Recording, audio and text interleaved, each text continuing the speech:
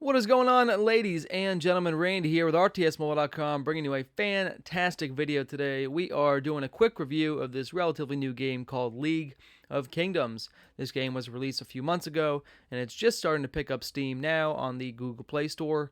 I think it just passed 50,000 downloads, and that's actually a pretty low number for the high quality of game that this is. So I'm going to give you a quick review.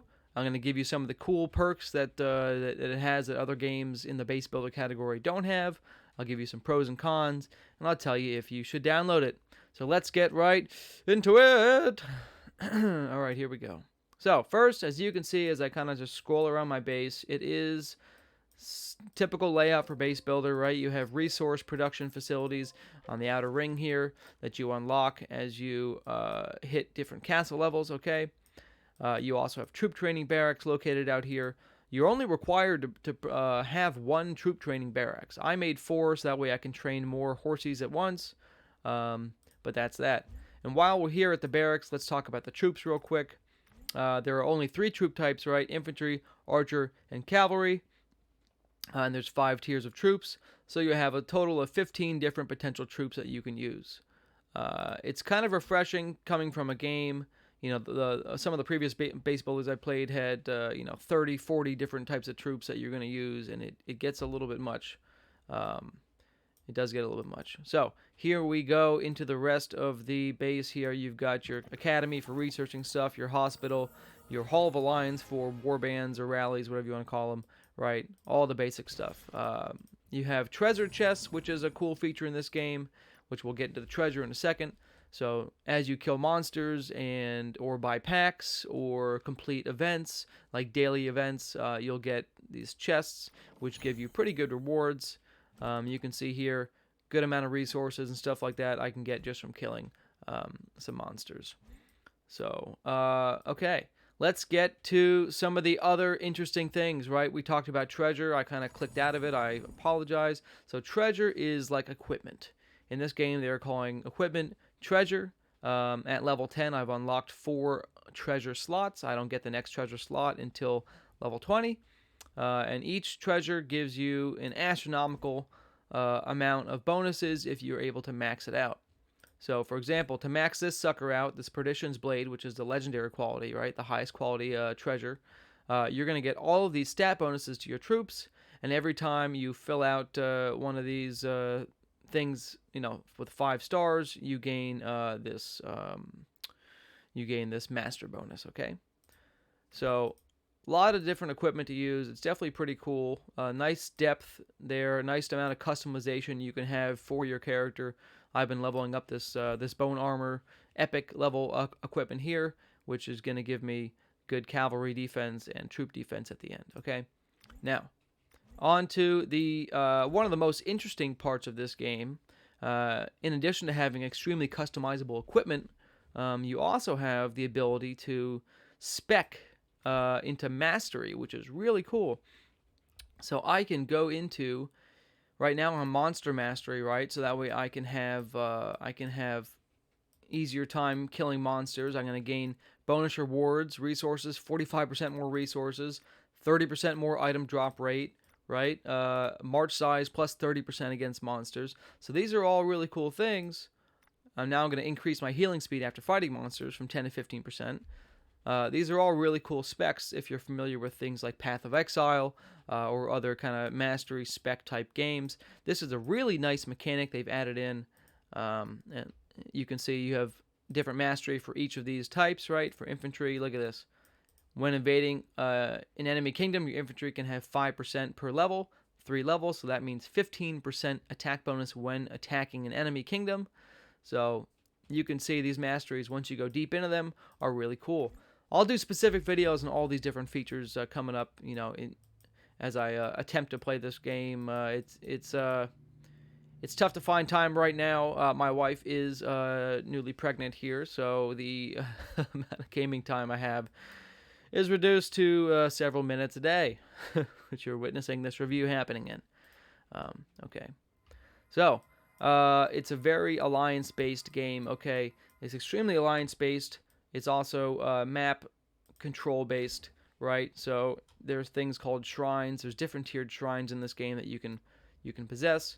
By possessing certain shrines gives you access to attack other shrines. You're competing with other alliances to hold shrines, right? So my alliance right now has 4 different shrines on this place. So the goal, of course, capture the higher level shrines, give better rewards, and then you have the Congress, which is like the end all be all. When you hold the Congress, you hold, everything, right?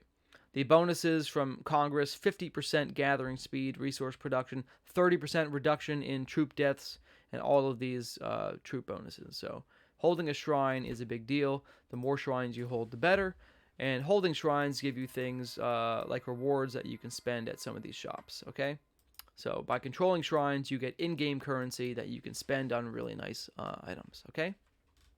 I don't want to spend too much time on that. This is a nice, lofty, flittery, jittery review here, so let's just keep on going. The next item I've got for you here that I'm going to talk about is going to be the land possession. It's extremely interesting. So this game is actually on a blockchain, believe it or not. So everything that I own in this game, like I own a skin. Check this out. I have some skins for my castle, right? You see how this is numbered? This skin gives me the same bonus as this skin, but they have different ID numbers and they're tracked on a blockchain. Okay? By that same token, the land in this game is tracked on a blockchain. So you can actually purchase land with cryptocurrency. Right now, they, I believe, accept Ethereum for payment.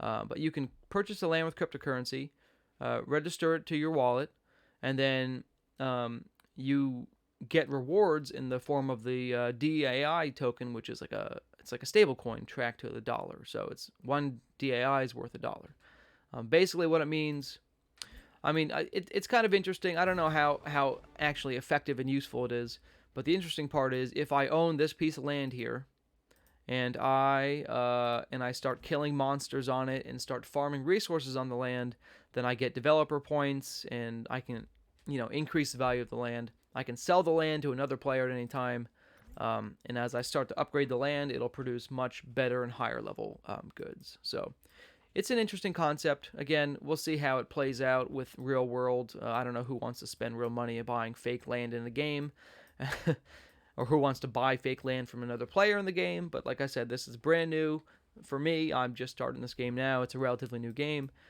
and I'm just doing this review right now. So I may have an update for you in another couple weeks as far as how much the possession of things on the blockchain actually matters in this game. Maybe it'll be a big deal, maybe not. We'll find out.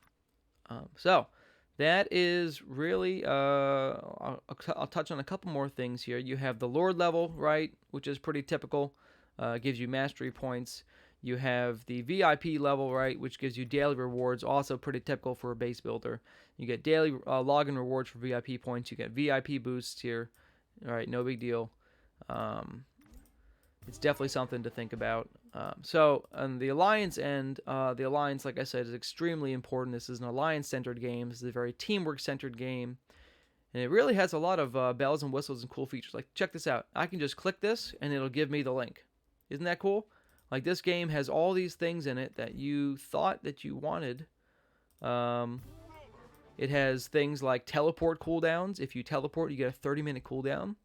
Like, check this out. If I attack this guy, I'm not going to kill him, but I'll just attack him. I'm attacking the monster. I can speed this up, but look at this. I can only speed it up once per march. Are you sick of the days where you get attacked by a Mega Spender and he speeds it up 40 times and instantly hits you before you can react? It doesn't happen in this game. So they've done a lot of quality of life improvements from other base builders. So on that note, I'm going to say it has some interesting concepts. The monster-based rewards are extremely good.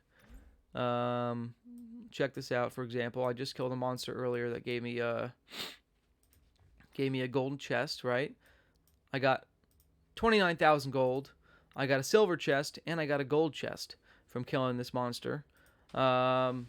And I got 3 of these magic treasures that are going to help me upgrade the blue quality treasures that I use, right? So the monster killing rewards are pretty substantial. The resources you get from them are pretty substantial. The in-game events give you extremely substantial rewards. So it's just like, check this out. I did this event today, and I got several hours of speed ups out of it. So there's definitely, and I'm not even ranked high. I'm 126. I just started, so it's definitely a cool game. I would recommend downloading it. I hope you enjoyed this review. Give me a like and sub, and stay tuned for more videos when I get the 5 minutes of day of playtime. I'll be doing my videos on Eve Echoes, and I'll try and squeeze in 1 or 2 videos on this a week, and we'll just see what happens. So thanks for watching. Love you guys a long time. Randy out.